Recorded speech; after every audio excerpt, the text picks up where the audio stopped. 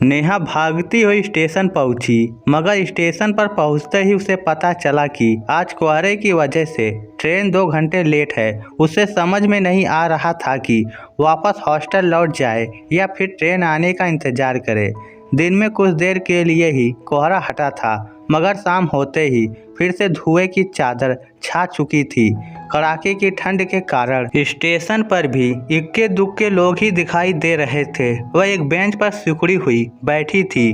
जब वह शाम को घर जाती थी तब 4 बजे की ट्रेन पकड़कर 7 बजे तक घर पहुंच जाया करती थी, मगर आज ट्रेन ही 6 बजे आने वाली थी और वह रात के 9 बजे घर पहुंचेगी।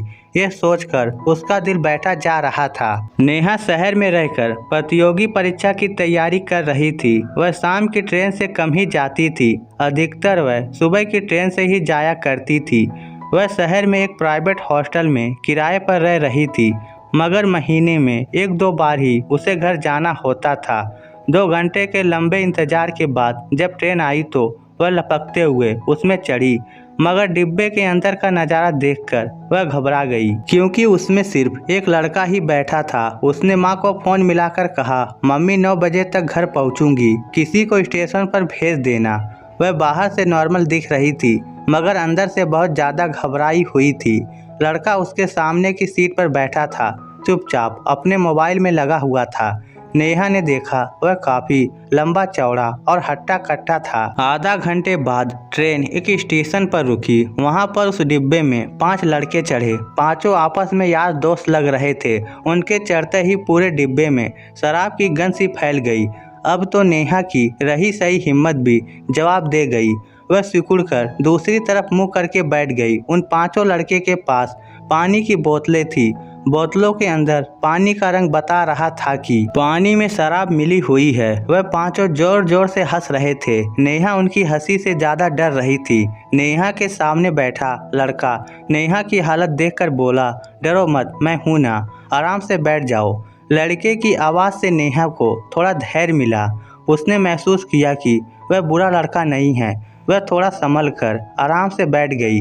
कुछ देर बाद एक स्टेशन आया। वहां से 2-4 आदमी और डिब्बे में चढ़ गए, जो शक्ल से शरीफ लोग लग रहे थे। उन्हें देखकर नेहा का आत्मविश्वास फिर से लौट आया। हालांकि वह शराबी उसे बार बार घूर रहे थे, मगर वह उनकी तरफ देख भी नहीं रही थी। उधर उन शराबियों की बोतल का पानी ज्यों-ज्यों कम होता जा रहा था, उनका शोरगुल बढ़ता जा रहा था। फिर एक स्टेशन पर वह 5 शराबी उतर गए। डिब्बे में सन्नाटा छा गया। अचानक डिब्बे में टीटी आ गया। 2-4 अन्य यात्रियों की टिकट चेक करने के बाद उसने नेहा का टिकट देखा, फिर उस लड़के से टिकट मांगा। लड़के का टिकट देखकर टीटी बोला, ये तो 2 स्टेशन पहले का टिकट है, तुम उतरे क्यों नहीं? लड़का बोला, सर उतरना तो 2 स्टेशन पहले ही था, मगर ये बहन अकेली बैठी थी और उस समय कुछ शराबी लड़के भी डिब्बे में बैठे थे, मन नहीं किया उतरने को। टीटी ने पूछा, ये तुम्हारी सगी बहन है क्या? लड़का बोला, नहीं सर, अजनबी बहन है। टीटी बोला, फाइन लगेगा। लड़का बोला, फाइन काट दो सर।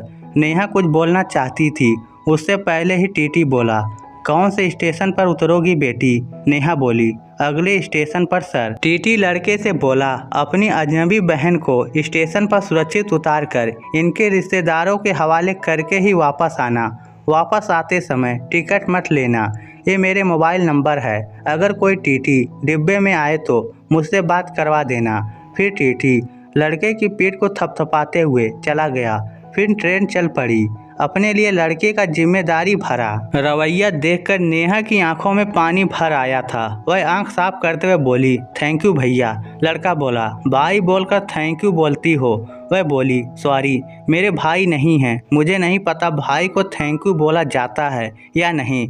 लड़का मुस्कुराते हुए बोला, भाई को थैंक यू नहीं बोला जाता, हाँ ऐसी हालत में अकेला छोड़ जाए तो लताड़ा जाता है। यह सुनकर नेहा भी मुस्कुरा दी। रात में गाड़ी छुक छुक करती हुई दौड़ रही थी। अब वह बेखौफ होकर बैठी थी। उसे जीवन में पहली बार एहसास हो रहा था कि भाई जब करीब होता है तब ऐसा लगता है जैसे सब बंदूकें लेकर कोई फौज उसकी सुरक्षा में लगी हो।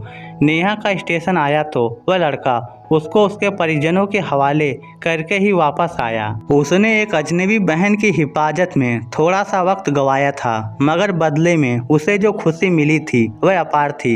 इस स्टोरी को लेकर आपकी क्या राय है, नीचे कमेंट करके हमें ज़रूर बताइएगा। धन्यवाद।